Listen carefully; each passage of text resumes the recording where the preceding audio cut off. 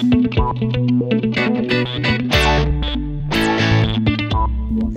et merci pour l'invitation.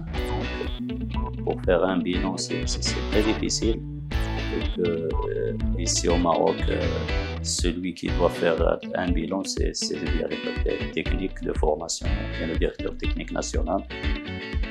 Par exemple, M. Nasser Larguet, qui était directeur technique national. Donc, je sais bien, j'ai déjà travaillé avec lui, je sais bien qu'il a fait un très bon travail. Et il a fait un très grand projet de 4 ans, plutôt de 5 ans.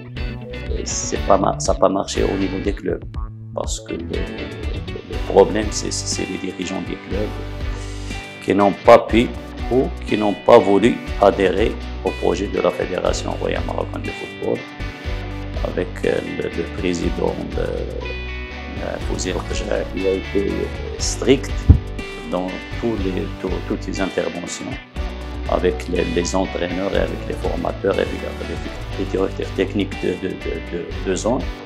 Donc il préférait ne pas se qualifier à la Coupe du Monde, mais il préférait avoir une très bonne formation au niveau des clubs pour préparer l'avenir du football marocain. Mais ça n'a pas marché. Comme je vous ai dit, donc c'est grâce aux dirigeants qui n'ont pas adhéré. Et voilà, donc Nasser Larguet a été émis de ses fonctions, alors qu'il a fait un très grand travail au niveau des centres qui n'étaient jamais fonctionnels. On parlait toujours des centres, mais il a fait de la formation. C'est pas obligatoire d'avoir des centres pour faire de la formation. C'est la formation, c'est-à-dire au niveau technique. Il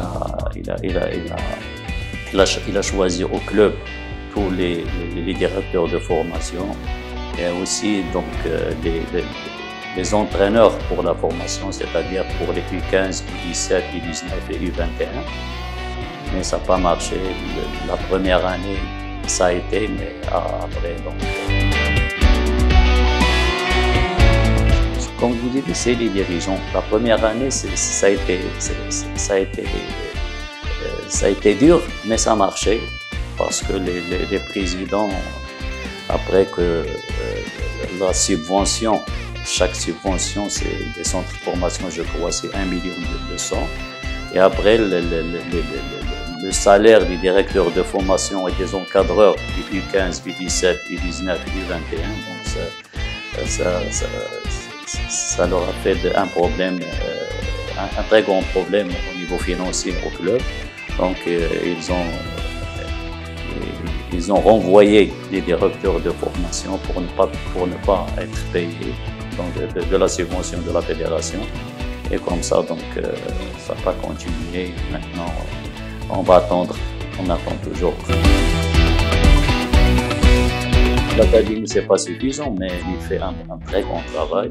Et voilà, par exemple, j'ai 2 jeunes, 3 jeunes plutôt à Saria Watson, au Rapide de Watson, qui sont des natifs de Mines, qui jouent avec l'équipe première, donc qui étaient sortis de l'académie Mohamed VI, des très grands joueurs. Donc, et l'académie, après la fin de saison, il appelle les clubs s'ils veulent recruter des jeunes de l'académie, choisir ce qu'ils veulent.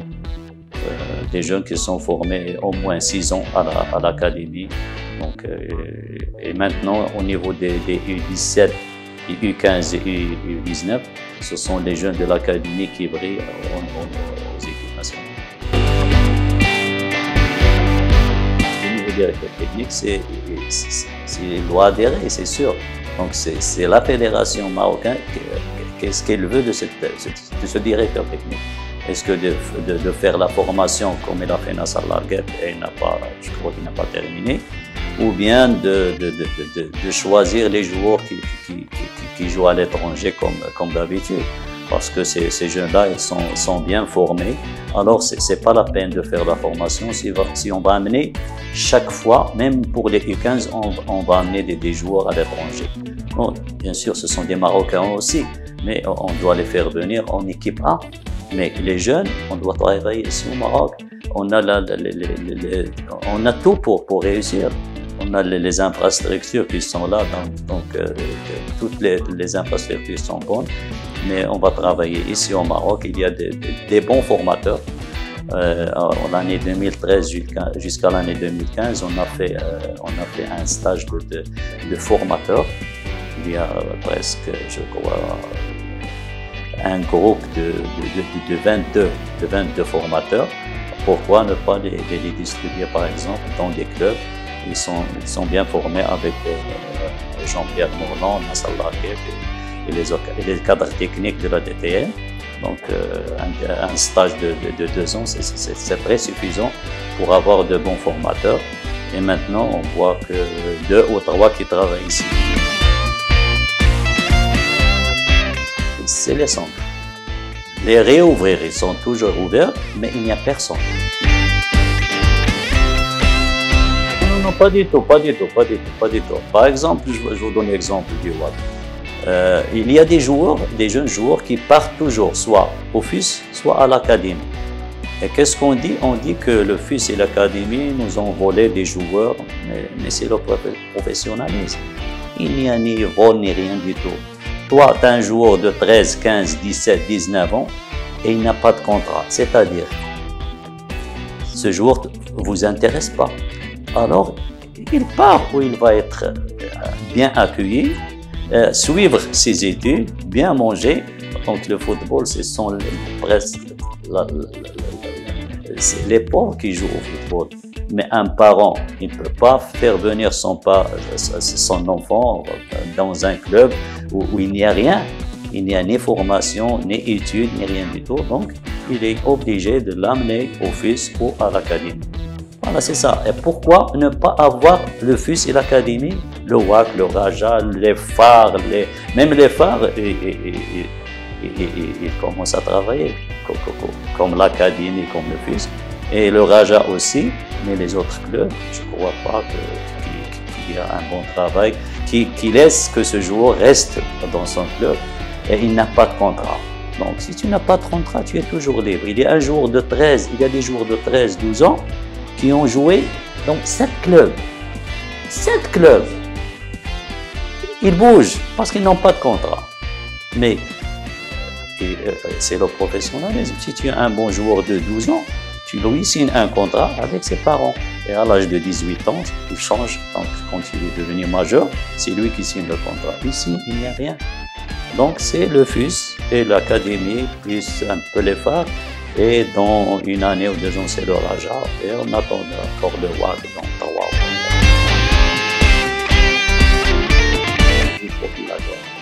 Par exemple, l'année dernière et l'année d'avant, la fédération a obligé les clubs à faire dans la liste des 18 joueurs convoqués pour l'équipe senior, 2 jeunes joueurs qui ont moins de 19 ans, moins de 18 ans. Et sinon, il y a une pénalité de 20 000 dirhams. Et la plupart des clubs, ils payent 20 000 dirhams pour ne pas aligner de joueurs dans la liste des 18. À mon avis, c'est pas payer 20 000 dirhams, c'est retrancher un point pour l'équipe qui n'a pas aligné les 2 joueurs. Mais ça sera une très bonne chose pour moi. On souhaite, avec ce directeur technique, avec la commission des équipes nationales, avoir des centres de formation qui commencent à bouger un peu.